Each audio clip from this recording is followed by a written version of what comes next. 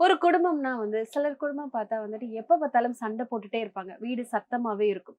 ஆ சிலர் வீடு பார்த்தா நல்ல லட்சுமி கடாட்சியமா எல்லா செல்வாக்கும் பெற்ற மாரி வீட்டுக்குள்ள நுழையும்போதே ஒரு அரோமா மணக்கும். வீடே மணக்கும். அப்புறம் பார்த்தா வந்துட்டு எல்லார் முகத்திலயுமே ஒரு சந்தோஷம் இருக்கும். ஸோ ஒரு குடும்பத்துல எல்லாருமே நிம்மதியா இருக்கணும்னா எந்த தெய்வத்த வழிபடணும்?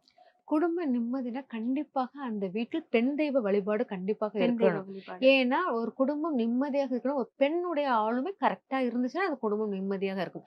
எந்த இடத்துல எப்படி அட்ஜஸ்ட் பண்ணி போணும், எந்த இடத்துல நம்ம வந்து வாய்ஸ் உயர்த்தணும், அப்படிங்கிறது அந்த பெண்ணால் மட்டும் தான் ஆள முடியும். ஒரு குடும்பம் நல்லா இருக்கணும்னா, ஒரு பெண் வந்து பாத்திரம் சவுண்ட் இல்லாமல், அவளுடைய அழுகை சத்தம் இல்லாமல், பாத்திரம் கழுவுற டம் டம் சவுண்ட் இல்லாமல், அவள் அழுகை சத்தம் இல்லாமல் இருந்தால், அந்த குடும்பம் நிம்மதியான குடும்பமாக இருக்கும்.